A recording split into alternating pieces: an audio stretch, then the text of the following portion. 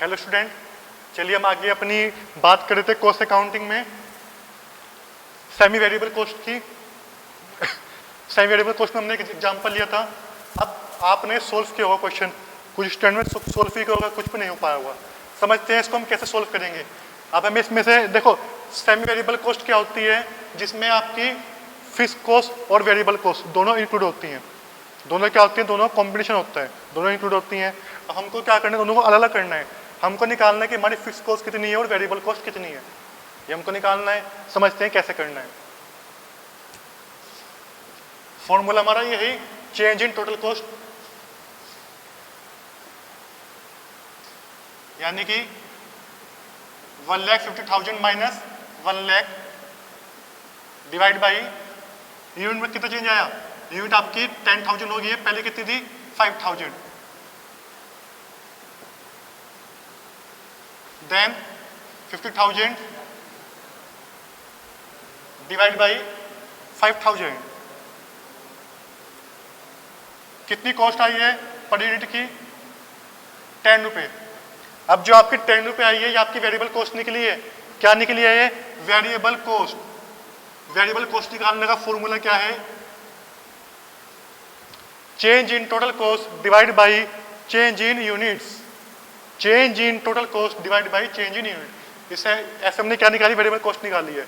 अब देखो, मेरे को चेक करना है कि ये सही है नहीं है, ठीक है। वो हम कैसे करेंगे, उससे पहले हम निकालेंगे अपनी fix cost.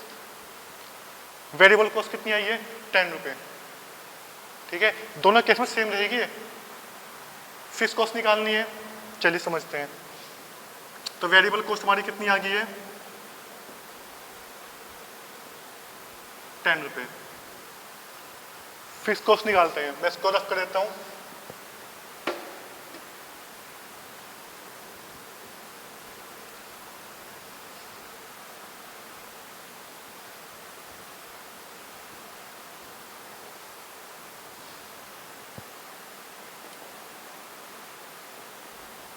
Fix cost is equal to total cost minus variable cost, ठीक है। मैं इसको शॉर्ट में लिख देता हूं। टोटल कॉस्ट माने टीसी माइनस वीसी। अब टीसी आप फर्स्ट वाले का भी ले सकते हो और सेकंड का भी ले सकते हो। मैं आपको दोनों से दिखाऊंगा। अगर दोनों से आपकी फिक्स कॉस्ट सेम आ रही है तो आपका आंसर सही है। अगर आपकी कॉस्ट अलग अलग आ रही है, डिफरेंस आ रहा है कॉस्ट निकालते हुए फिक्स कॉस्ट में, तो आपका आंसर गलत होगा। चलिए पहले मैं फर्स्ट वाला लेता हूं। टोटल कॉस्ट कितनी है, 1 लाख। वेरिएबल कॉस्ट अभी हमने निकाली है, कितनी निकाली है, 10 रुपए।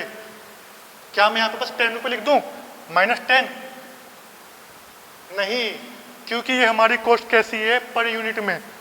ये कॉस्ट कैसी है, 10 रुपए पर यूनिट। कैसी कॉस्ट है ये, वेरिएबल कॉस्ट 10 रुपए पर यूनिट। मैंने आपसे पहले भी कहा था, जो वेरिएबल कॉस्ट होती है वो कायम होती है पर यूनिट में। It is depend on per unit. जितनी आपकी यूनिट बढ़ेंगी उतनी आपकी वेरिएबल कॉस्ट बढ़ेगी। अगर आपकी यूनिट 0 है तो वेरिएबल कॉस्ट कितनी होगी, 0। अगर आपकी यूनिट कितनी है, 0 है, तो वेरिएबल कॉस्ट कितनी आएगी, 0, ठीक है। ये किस पे डिपेंड होती है, यूनिट्स पे। तो 10 यूनिट कितनी है हमारी, 5,000।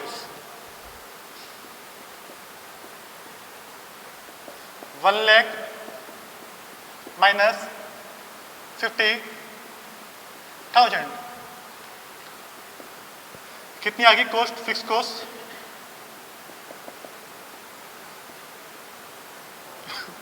50,000। अब मेरा आंसर ये फिक्स कॉस्ट सही है गलत है, मैं चेक कर सकता हूं। अगर मैं यही कंडीशन सेकंड केस में रखूं, चलिए समझते हैं।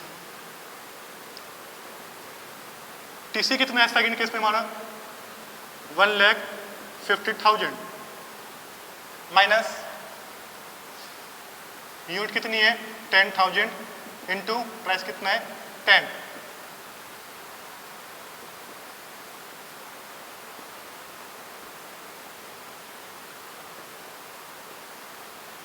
देखिए 1,50,000 minus unit into variable cost per unit, यानी कि 10 जो मैंने निकाली है, यानी कि 1 lakh, 1,50,000 minus 1 lakh equal to 50,000। क्या ये सेम आ रही है?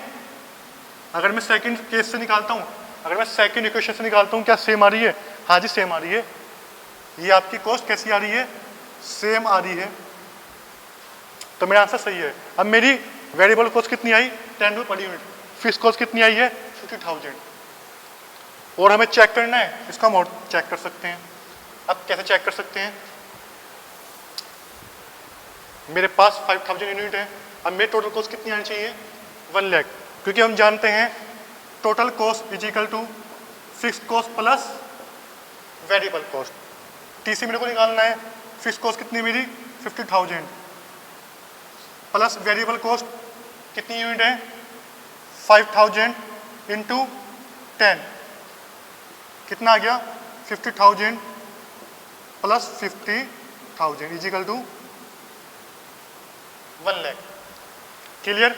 वही सेम आ गया, ऐसे आप सेकंड केस में निकाल सकते हो।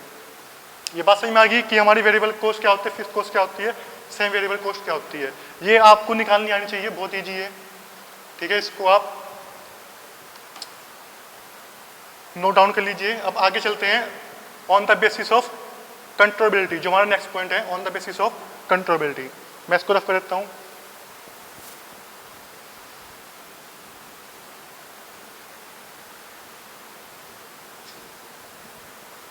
ऑन द फोर्थ पॉइंट है हमारा, या यानी कि लास्ट टाइप है ये, ऑन द बेसिस ऑफ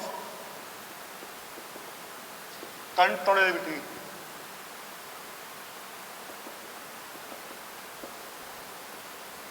इसमें आपके दो टाइप होते हैं, कंट्रोलेबल कॉस्ट और सेकंड होती है आपकी अनकंट्रोलेबल।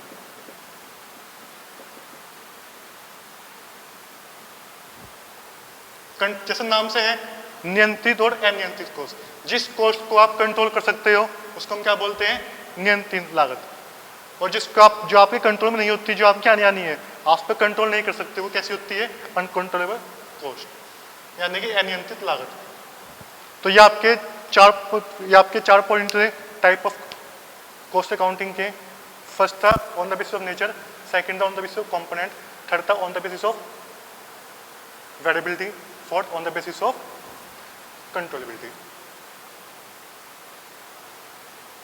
आज अपनी वीडियो को हम यहीं पे रखते हैं। Thank you.